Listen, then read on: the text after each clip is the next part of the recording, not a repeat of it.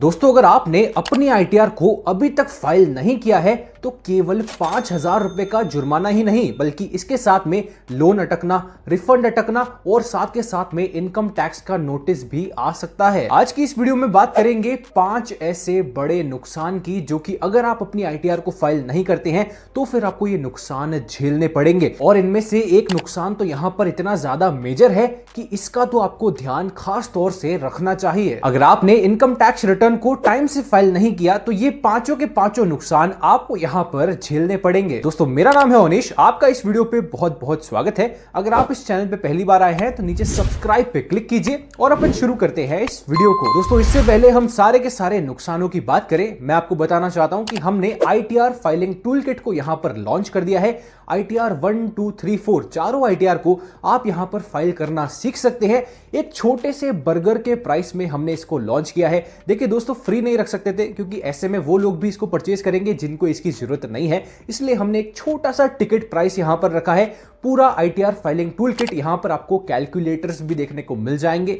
तो अगर आप खुद से अपनी आईटीआर को फाइल करना चाहते हैं, खुद से सारे रूल्स की जानकारी पाना चाहते हैं तो इस आईटीआर फाइलिंग टूल किट को चेक करना मत भूलिएगा। इसका लिंक आपको डिस्क्रिप्शन और कमेंट बॉक्स में मिल जाएगा। साथ के साथ में अगर आपको प्रोफेशनल हेल्प चाहिए, आप किसी सीए से या फिर किसी टैक्स प्रोफेशनल से अपनी आईटीआर फाइल करवाना चाहते हैं तो हमारी सर्विस को आपको चेक जरूर करना चाहिए। उसका लिंक भी आपको डिस्क्रिप्शन और कमेंट बॉक्स में मिल जाएगा। आइए दोस्तों, वीडियो पे वापस आते हैं और आईटीआर ना फाइल करने के सबसे पहले और मेजर नुकसान की बात करते हैं। दोस्तों, पहला नुकसान आता है जो कि मॉनेटरी नुकसान है। यहां पर आपकी जेब पे ये नुकसान होने वाला है जो कि है सेक्शन 234F के तहत आपको 5,000 रुपए तक की पेनल्टी झेलनी पड़ सकती है अगर आप यहां पर लास्ट डेट से पहले पहले अपनी आईटीआर को फाइल नहीं करते हैं। अब भारत में अभी की बात करें, इस साल की बात करें तो 15 सितंबर यहां पर आखिरी तारीख रखी गई है। उससे पहले पहले आपको अपनी आईटीआर को फाइल जरूर से कर देना है। ऐसा नहीं है कि यहां पर सबको 5,000 रुपए का जुर्माना देना पड़ेगा।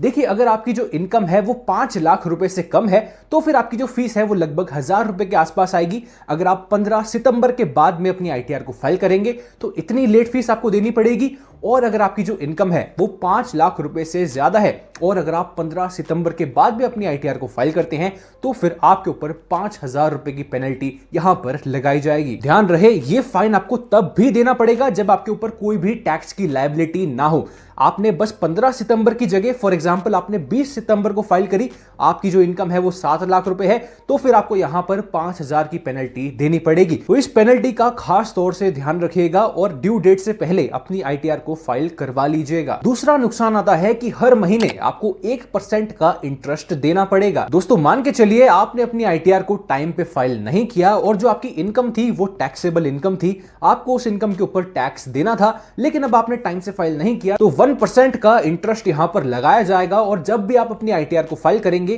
तो ये 1% का जो अमाउंट है ये जुड़ के आपको वहां पर दिखाएगा टोटल टैक्स लायबिलिटी में और आपको सारा का सारा अमाउंट वहां पर पे करना पड़ेगा। दोस्तों, तीसरे नुकसान की तरफ बढ़े जो कि आता है आपका लोन रिजेक्ट हो सकता है, साथ के साथ में आपका वीजा भी रिजेक्ट हो सकता है। ये एक बहुत बेसिक सी चीज है कि जब भी आप बैंक से लोन लेने जाते हैं या फिर कभी आप किसी क्रेडिट कार्ड के लिए अप्लाई करते हैं या फिर वीजा के लिए अप्लाई करते हैं, फॉर एग्जांपल अपन लोन की बात करते हैं तो अगर आपने लोन के लिए अप्लाई किया है तो बैंक के जो ऑफिसर्स होते हैं, बैंक के जो एम्प्लॉइज होते हैं वो अक्सर आपसे एक प्रूफ ऑफ इनकम मांगते हैं और जो आपकी आईटीआर होती है वो एक as a proof of income यहां पर सर्व करती है। तो अगर आपके पास कोई प्रूफ ऑफ इनकम है ही नहीं, आप कितना पैसा कमाते हैं आपके पास कोई प्रूफ ही नहीं है, तो फिर बैंक आपको लोन देने में यहां पर काफी ज्यादा सोचने लगती है। आप अगर कभी ठीक ठाक अमाउंट या फिर थोड़े बड़े अमाउंट का लोन लेने भी जाएंगे तो बैंक के जो ऑफिसर हैं वो आपसे पिछले 2 से 3 साल की आईटीआर की कॉपी यहां पर मांगेंगे, क्योंकि ये एज अ प्रूफ सर्व करता है कि हाँ भाई ये बंदा इतना पैसा कमा रहा है, इस बंदे ने अगर टैक्स पे किया है तो इतना टैक्स पे किया है पिछले कुछ सालों में। जब आप वीजा के लिए अप्लाई करते हैं तो वो भी यहां पर ऑफिसर्स 2-3 साल की आईटीआर अक्सर यहां पर मांगते हैं। तो अगर आप यहां पर आईटीआर फाइल नहीं करते हैं तो आपकी फाइनेंशियल क्रेडिबिलिटी को थोड़ा सा वीक माना जाता है।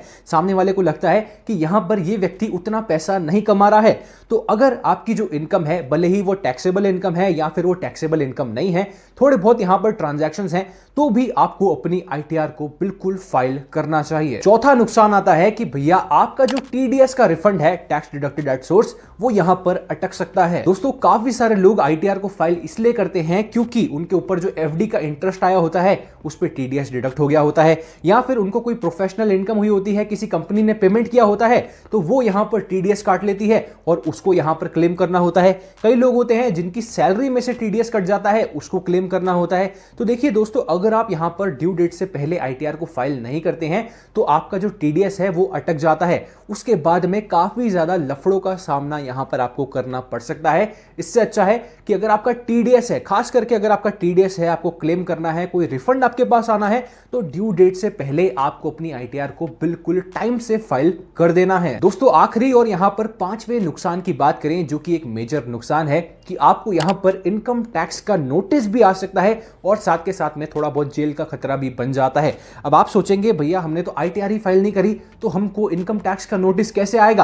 अब ये चीज मैं आपको थोड़ी सी डिटेल में बता देता हूं। दोस्तों आज की तारीख में सारी चीजें कनेक्टेड हैं, चाहे आप शेयर बाजार में शेयर खरीद लो, बेच लो, तो उसका भी यहां पर रिकॉर्ड हो रहा होता है। अगर आप यहां पर एफडी कराते हो तो वो भी सारी इंफॉर्मेशन रिकॉर्ड हो रही होती है, और भी अगर आप कोई भी फाइनेंशियल ट्रांजैक्शन करते हो तो सारी चीजें आपकी रिकॉर्ड हो रही होती है, क्योंकि जो आपका पैन कार्ड, आधार कार्ड है वो साथ में लिंक है। पैन कार्ड से सारी चीजें यहां पर आईटी डिपार्टमेंट के पास चली जाती है। आप जब इनकम टैक्स पोर्टल पे यहां पर रजिस्टर करेंगे तो वहां पर दो फॉर्म्स होते हैं, एक होता है फॉर्म 26AS और एक होता है AIS। अब यहां पर आपकी जो सारी ट्रांजैक्शंस की हिस्ट्री है पूरे साल की, वो सारी रिफ्लेक्ट हो जाती है ऑटोमेटिकली। अगर आपके नाम पे यहां पर पूरे साल के दौरान बड़े बड़े फाइनेंशियल ट्रांजैक्शंस थे, काफी सारा टीडीएस था, काफी सारा टैक्स आपको पे करना था, उसके बावजूद आपने यहां पर आईटीआर को फाइल नहीं किया, उसको निगलेक्ट कर दिया, तो इनकम टैक्स डिपार्टमेंट यहां पर आपको एक इनकम टैक्स का नोटिस भेज सकता है। तो अगर आप जानबूझ के फाइल नहीं करते हैं तो सेक्शन 276CC के तहत यहां पर काफी ज्यादा एक्शंस भी हो सकते हैं और जेल का खतरा भी यहां पर बन जाता है। तो अगर आपके देखिए बड़े ट्रांजैक्शन है तो फिर नो ब्रेनर, आपको आईटीआर को फाइल करना ही करना है।